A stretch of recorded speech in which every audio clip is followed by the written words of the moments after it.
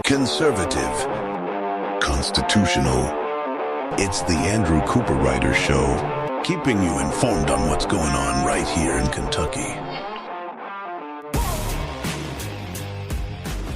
And welcome, everybody, to a wonderful week right here on the Andrew Cooperrider Show. And today we're going to be going over the Paducah Sun executive editor and WPSD news director Perry Box is just shocked that Beshear is just as much a politician as everyone else, and as is the rest of the Kentucky media, as they are realizing that Beshear is still a politician, as he messages on what he's going to do should House Bill 509 land on his desk, which, by the way, with today being the last day of session, is the last chance to pass House Bill 509. I'll go into depth exactly what House Bill 509 is, what it does, what is the open records law, what are they fighting on here, and go over the Paducah Sun executive editor's opinion piece article. And then if we have time, we so often hear from people who say that if you talk bad about government at all, what about my roads? My roads. You got to have roads, right? Government's got to tax you for them roads. We hear that all the time. Well, I'm going to go over a little bit of spending information on roads, only if we have time, going on in our transportation cabinet here in the state to point just how much our politicians in the state, our government in the state, cares about roads compared to everything else they spend money on. And I'll tell you what, it's probably not quite as much as they may pretend to be, as they say, don't you want your roads? I have to take money out of your paycheck, or else how are you going to drive? But before I go over that, I want to say that I hope all my fellow turkey hunters had a fantastic opening weekend. I know I did. I ended up pulling out some success on public land out in eastern Kentucky. So I hope everybody else was also able to bag themselves a gobbler. But I do have an interesting tidbit of sorts that kind of came up in conversation this weekend that kind of points to a problem with all of government. And so for those of you who aren't hunters, let me explain something really quick. So there is something called WMAs, Wildlife Management Areas, and these are areas that are owned by the state that are open for public hunting. And the state kind of manages those areas. Sometimes they will allow things like quota hunts where you got to draw tags. Sometimes they limit what you can hunt with. Like maybe you can only hunt with a bow, or, you can only hunt muzzleloader, or there'll be different limitations on WMA sometimes than there are on, for example, your own private land. During dove season, on WMAs, you can't hunt till a certain time, but you can on private land. So, just interesting information like that. But one thing that so often happens, and to hunters in this state, I don't know how it is in other states, is that the laws will change, the regulations will change. And a big one that changed last year was they passed a new regulation saying turkey hunters could only take one bird per WMA, Wildlife Management Area. So there's these different clumps of land. They're all called different things. Like in Georgetown, there's one called Veterans. There's one in Keebler. There's ones out east. These different wildlife management areas. You can get, as a hunter, you can get 2 birds a year, 2 male birds in the spring a year. Fall's a different season. But you're limited to only 1 bird per WMA.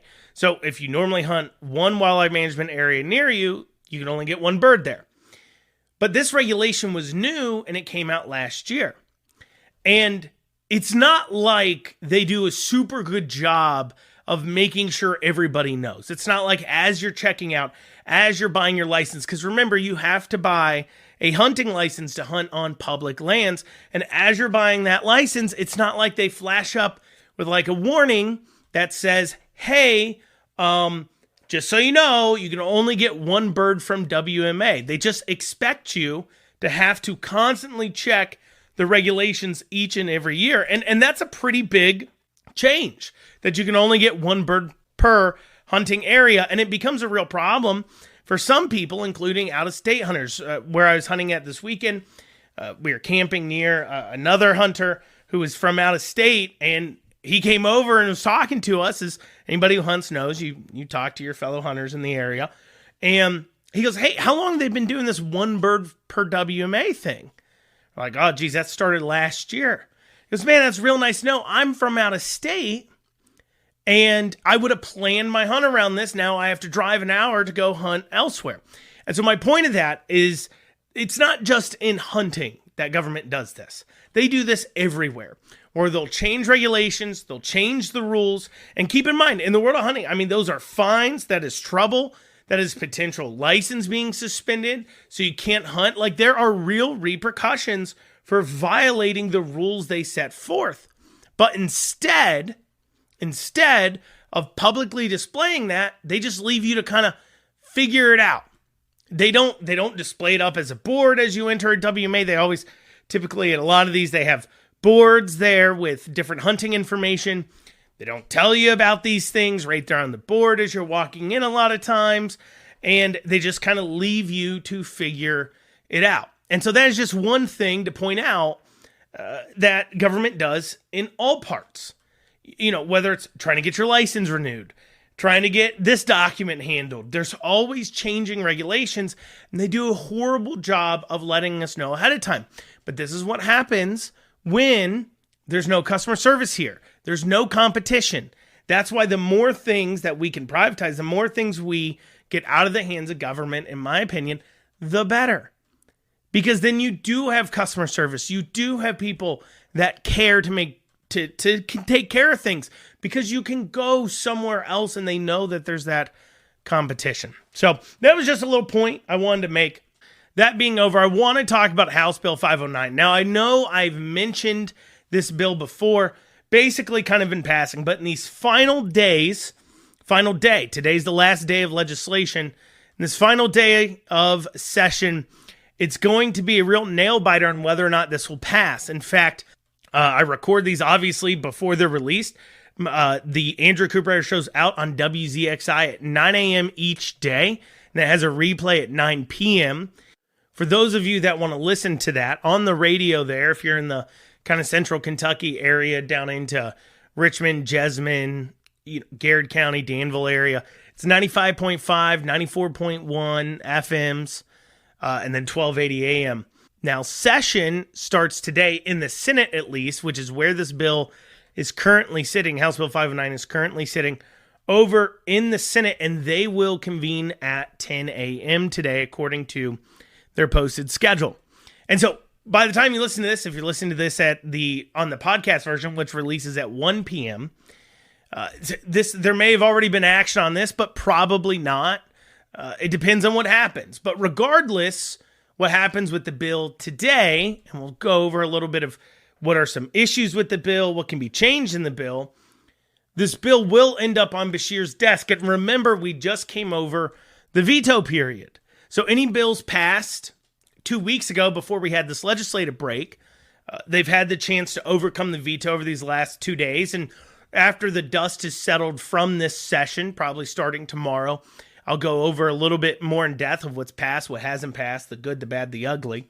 If they pass this bill, House Bill 509, it will land on Beshear's desk, and he can choose to veto it. And if he does, the legislature can't override it because they're done with session after today. And so that's put a lot of spotlight on Beshear. How's he going to handle House Bill 509? And the media has completely lost their minds over it. And House Bill 509 is a bad bill. It is a bad bill. I'll go over the story behind House Bill 509. I've kind of covered this before on the show, but I want to make sure everybody understands. Go over its iterations and where it's sitting now, what the problems are, and then go over the media's response to it, because we've seen a lot of flurry here recently, and it just points to, they just have an inability to look at themselves, this mainstream establishment media, and realize that they're a part of the problem. It's just a perfect example of this. And it does show, too, the bias in our media as well, selection bias. It's just a perfect microcosm of all the problems. So we'll have all that and more coming up here on the Andrew Cooperrider Show. We'll be back in a few short minutes. And you're back with the Andrew Cooperrider Show, your source for Kentucky politics. So House Bill 509, I've talked about it before on the show. It's a state House bill, but it's worth going over in more detail because it has become quite the media spotlight. And honestly, the response of the media to the bill has been something of very interest. It's just fascinating to me. But first, you got to know what House Bill 509 does. So, the story behind 509 deals with changing our open records requests. Open records requests, for those who are unaware, is an open records laws deals with how we get information that our government, on what our government is doing and communicating behind kind of quote unquote closed doors. So obviously the government has press releases, but if you want to hold your government accountable, you want to know, if you have an idea that something corrupt is going on, well, you need to get access to the communications about how they made the decision. And remember, our government is ultimately supposed to be accountable to us, the people. And therefore, we created in this country something called open records laws. There's ones at federal levels, there's ones at state level that handle the state. And the open records laws in Kentucky right now make it to where any communication, no matter on what device, no matter how it's recorded, whether it could be on paper, email, phone, private or publicly owned, so a state phone or a personal device, a state email address or a personal email address, it doesn't matter the way the law is wrote and interpreted now. The minute you conduct state business in any kind of written format, no matter where it is, no matter what device it's on, is available for public consumption, that record. And what you do when you fill out an ORR is you fill out a specific request. So like I did one recently for my court case, and I just filled out a request that said any and all records pertaining to the denial of Andrew Cooperrider's alcohol license. And I filed that with the ABC board. And then they responded with all these internal emails and communications and any notes or text messages that they've had regarding that subject. And then that's useful to me, obviously, in my court case where I'm, in court with the ABC over my alcohol license. Something I've gone over on the show. You want to check out old shows, head over to theandrewshow.com. That would be the episode of I Had Court Today, or I Had Court, or something like that. So, I'm still in court, maybe? I don't know. Whatever. Check out old shows, theandrewshow.com.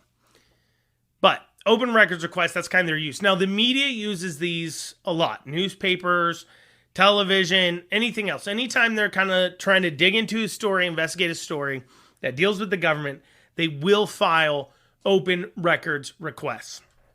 So what is House Bill 509? Well, it was proposed by John Hodgson, and its original purpose, and what he says it's for, was to clean up our open records laws and at the same time deal with the problem that he has noticed from his perspective. And this could be a really real problem. And what he saw as an issue was that you have all these government boards throughout, and not just big, important, every board's important, I'm sure. I don't want to diminish any of these government boards as useless, but all kinds of boards. Some have a lot of power, some don't. And a lot of times, especially at the local level, these local government boards are volunteer. They don't pay anything. They really don't have a lot of power. For an example he gives, if you ask John Hodgson about the bill, the purpose of the bill, he'll tell you about, like your local fair board, where your local fair board is headed up by a bunch of people who are volunteers within the community. It's already hard enough to find people with relevant competencies to sit on the board, because obviously you want people who are experts at different things like showing livestock or whatever other concerns you'd want for a fair board. So it's not just anybody. You want people who know what they're doing. And so it's hard to get those people on board because now their personal devices, this is him saying this is a problem, because their personal devices are now subject to a search by the government, if someone requests it, they can be searched for documents and text messages and things pertaining to a subject. And so that supposedly scares away people from volunteering. And I can understand if that's a problem. Now, the first version of this bill that he set out to deal with this personal device issue, that's the main thing, keep in mind, he's trying to do here, okay? Personal devices. Now, the first version of this bill had other issues with it outside of the current issue. And the first version of this bill would cut access, when he originally proposed it, would cut access to records that we currently could access, as in the types of records. Perfect example. In 2020, Allison Ball requested from Beshear's office and KSP any communications regarding the enforcement of the church ban, when he said you couldn't go to church. In those emails, they found Rodney Brewer, the head person over KSP at the time, had said to his direct reports that the shutting down churches was clearly a First Amendment violation and they needed to be cautious. And this became a big news story because obviously it's the government saying, hey, look, we're violating the First Amendment, but we're going to do this anyways. And that's a really big deal. That was a big deal. I don't know if you remember the story. It was a big deal at the time. And she found that.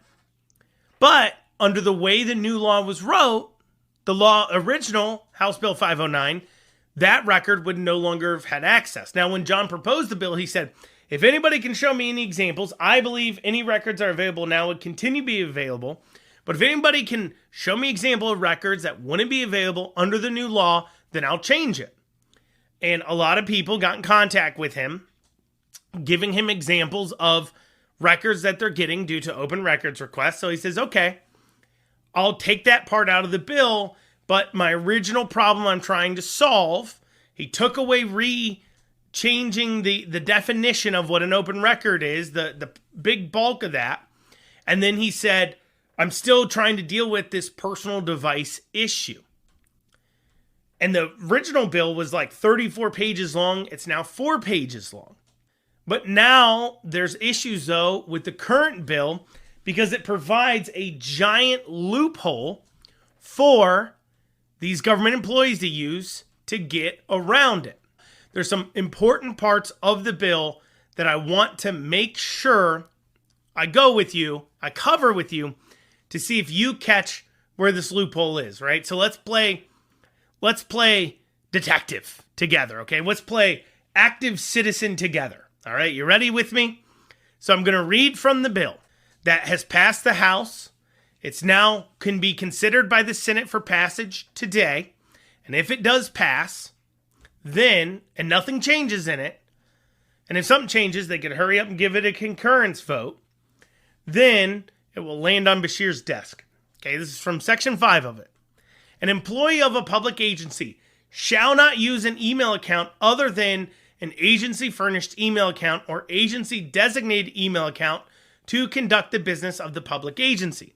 An employee who violates subsection 5, that's the part I just read, of this section shall be subject to appropriate discipline by his or her agency's appointing authority or governing body in addition to other remedies prescribed by law. A member of a board, commission, or public agency shall not use an email account other than an agency-furnished email account or an agency-designated email account to conduct the business of the board, commissions, or public agency. In addition to other remedies provided by law, a member of a board, commission, or other public agency who violates subsection 7 of this section shall be subject to removal by the officer or the governing authority who appointed that member or otherwise has the authority to remove that member. Okay, so first part of us playing detective here. Here's what we see in the bill. We see that the government shall either provide them an email. Now this comes from earlier on, an agency-designated email account or an agency-furnished email account. He listed 2 different ones in the bill. The difference there is one is like literally a state like @ky.gov email address. And then the other one would be something like if you just sit on a board and you do like 2 hours a week worth of a month worth of work on that board, maybe you don't go get a state email address, but you go get, if they approve it, like a Gmail account, governmentbusinessandrew@gmail.com. You tell the state now that that's the email you're using, and now they have access, they get access to that email address in order for them to be able to search it. And now you're not to conduct any business dealing with government business on any other email other than the email that's been designated. That's what it's saying there. So you can only do business, basically, on government accessible emails. And you can't do it on private emails. So that eliminates the ability for your own private email address to be searched. But if you get caught violating it, it comes with problems, which is fine. I mean, it's because it's easy. If you catch somebody emailing from the wrong email address, you can get them. Now, one of the loopholes already is that it sort of kind of doesn't have anything in there for elected people to be subject to any kind of open records requests, which is interesting, but it sort of kind of doesn't. But putting that to the side, there's another glaring loophole in this law. So I covered the first part. We're going to continue to play legislative detective. And this next segment coming up, we're coming up on a break. You're listening to the Andrew Cooperrider Show. We'll be back in a few short minutes. Let's keep playing detective together. And you're back on the Andrew Cooperrider Show. We've been covering House Bill 509, and we've been playing a bit of legislative detective. So I just read a part of the bill, House Bill 509, dealing with open records requests. It's become a big hubbub, especially with the media, in these final day of the legislative session. We'll get more to the media response here in a bit, but we're trying to discover what the problem is. So I'm trying to go through the process with you. So we already covered the section that says government employees must use a government email address. Email or a government-sanctioned email address. The government must have access to that email address, and they cannot conduct business on anything other than email address. Okay, great. We're really getting to the point of solving the problem that John Hodgson's trying to solve, that you may think is real or not, but let's just, for the sake of it, say it's a real problem, that people don't want to work for the government or volunteer to be on boards or take any part in government-type activities because they're worried about their devices being searched through open records requests. So with that in mind, and keep in mind the email portion, let's go down now to another section of this bill that I want to go over with you. Now, this deals with Section 10. I'm going to read it to you. Notwithstanding any other provision of KRS 61.870 to 61.884, a public agency that complies with Sections 2, 3, and 4 of this section, that is, that they provide a government email address to their people, okay? So as long as the public agency is providing sanctioned email addresses or has access to a sanctioned email address, shall only be required to search for or produce to a requesting party electronic information or documents that are stored or contained in an electronic device or system that is the property of or under the control of the public agency, or an email account that is an agency furnished or agency designated email account. Let's see if we can see what the loophole is here. You are legally required to conduct business on your email. Remember, it says, a member of a board or commission or public agency shall not use an email account other than the agency furnished email account. But then it goes on to say, though, if you are using, as long as you're giving out those emails, you're following the law, you only have to search electronic devices or property under the control of the public agency. Have you ever texted anybody in your life? Like texted each other? Because nowhere in the bill does it forbid conducting government business on an electronic device that is personally owned. So sure, you can only do public business across email on your set email account, but that's not the only way you can do public business. You can also do public business over texting. And right now, regardless personal phone or state phone, if you text about public business on your phones, that is available for open records requests.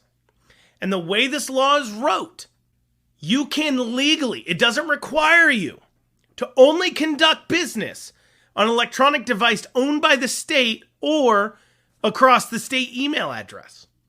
It simply says that email business must be done over that email. And if the electronic device is owned by the state or government or under the control of the government, then they have to search it. But otherwise they don't. That makes it very clear here there's a glaring loophole. Because if you have any communications you want to hide, because remember, John Hodgson's goal here was to make it to where your personal device is not searchable. Well, he's done that, but he hasn't restricted you from conducting state business on a personal device. So you have communications you want to hide? Well, priorly, if you're trying to hide communications in any written format, you would be in violation of law. Any state business you're trying to do in written format would be in violation of state law. But now you can simply hide that by texting each other on your personal devices. Burner phone sales to government employees is about to go through the roof if House Bill 509 passes. Our state workers will be like, this one's for business, but not what the taxpayers need to know about. I mean, it really adds a whole new meaning to that rap song, I Got Two Phones. Our government employees here in Kentucky will walk around saying, I got two phones. One's a burner phone I own that I can legally text and do business on that nobody gets to find out about. If you want to solve the problem of personal devices, while at the same time protect open records and still allow the easy communication texting, because obviously people are going to text. If you just say no texting, people are going to violate that left and right. This is very simple. First, you keep your email provision. That's great. And then you add in a messaging app for state workers to use that is administrated by one server that is all state business done over email. Say in the law, all state businesses will be done over email on state-owned devices or across this messaging app that can be downloaded onto your phones that the state has access to. And then you have penalties, same penalties for anyone who violates that and is conducting business on personally owned devices, not on the app that they have access to. It would also make open record searches more comprehensive, faster, easier, and you would accomplish the goal of protecting personal devices. But that's not what this bill in the current form does. Now, there has been amendments filed on this thing in the Senate. Senate chambers, like I said, it opens tomorrow at 10 a.m., or not tomorrow, today, at 10 a.m. So by the time you listen to this, it's possible the vote will have happened, or not happened. But there are some amendments filed to help clean this up. You have Lindsay Tishner. She's filed an amendment, a few amendments, but most notably an amendment that would add in a communication app requirement, as I just laid out. Very similar thing to require messaging over a centrally controlled application. Then Southworth filed an amendment to delete the notwithstanding section. Because remember, if you take out the part that says, hey, by the way, you also don't have to search anything other than these email addresses or state-owned devices. If you take that out, you would still be able to search personal devices. Now, those amendments being filed maybe is what stops this from coming forward for a vote, because right now they can easily pretend it isn't going to eliminate any records, which they are. I mean, you literally had Beshear and other government employees saying, no, we're not trying to hide anything. You, John Hodgson, saying, no, they won't conduct business over texting. But when you have this floor debate over these amendments and the discussion happens and these things come out, it will look really bad. And they know the press will slaughter them over it. Why? Because the press has already been writing about this non-stop. Because this greatly, greatly affects them. And I agree, this is a bad bill.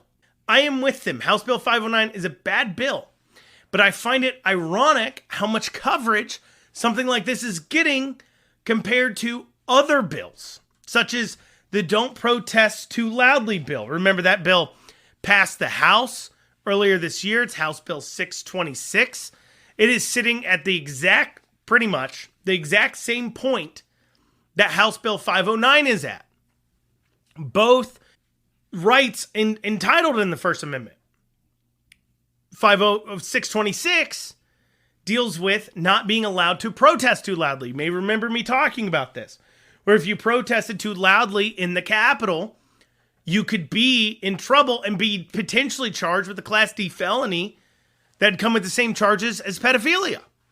But House Bill 509, that is eliminating open records requests, and the press has given a lot of examples of stories that would have never broke if this law passes. They now wouldn't be able to break. You go Google News, KY House Bill 626. You'll get 2 pages of results, and only the first page will deal with the actual bill, and only 75% of them. You go Google News, KY House Bill 509, you get 5 times the amount of search. You get 5 pages of search results. All of them have to do with the actual bill. Both are First Amendment concerns. One a lot more so. 626, the inability to protest too loudly at the Capitol, is a lot more of a First Amendment concern. But here's the difference. One didn't affect the press, right?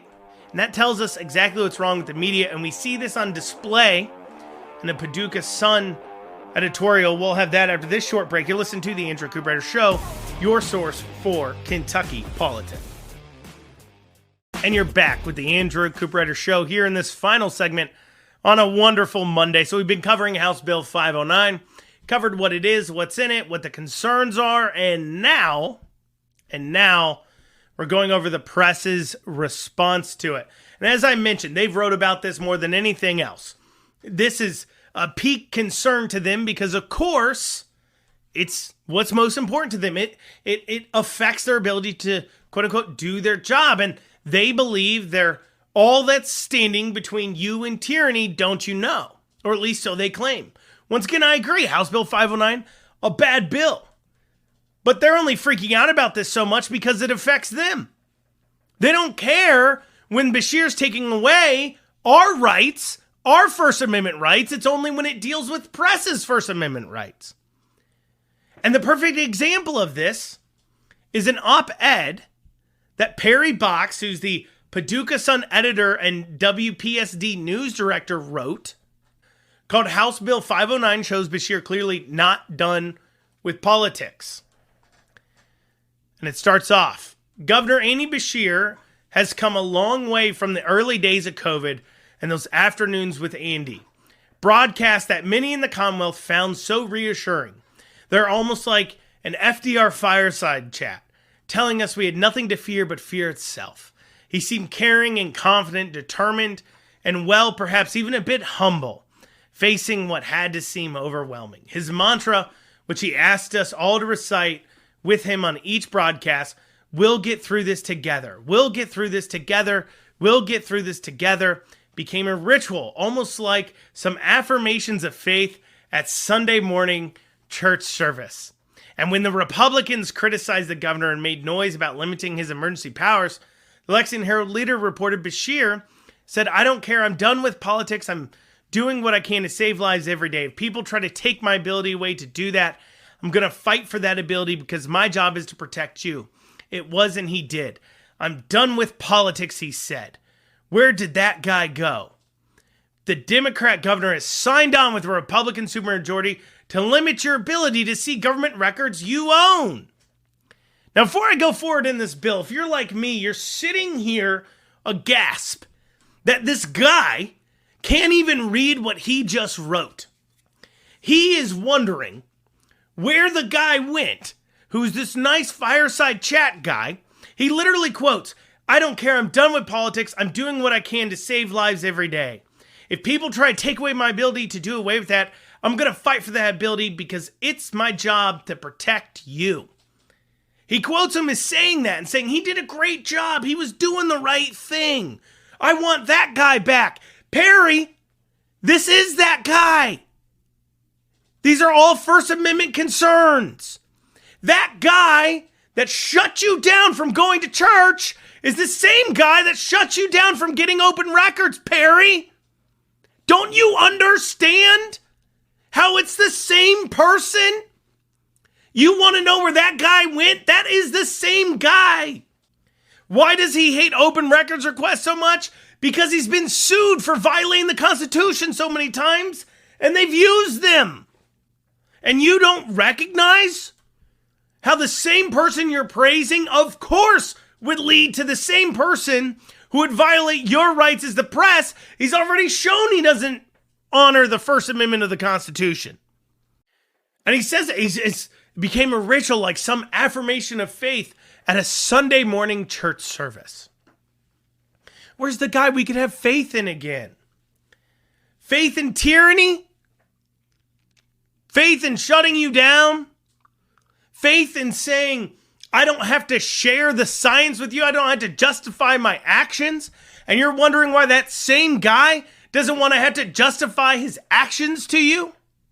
You know, it's funny. We've got this front page editorial from the executive editor, this big hitter in media, Perry Box, here in Kentucky media. Where was the same outrage over violating your First Amendment about going to church? Where was that? And see, this shows you, this guy, he has control on a lot of things to do with media. A lot of things to do with, WPSD, Paducah Sun.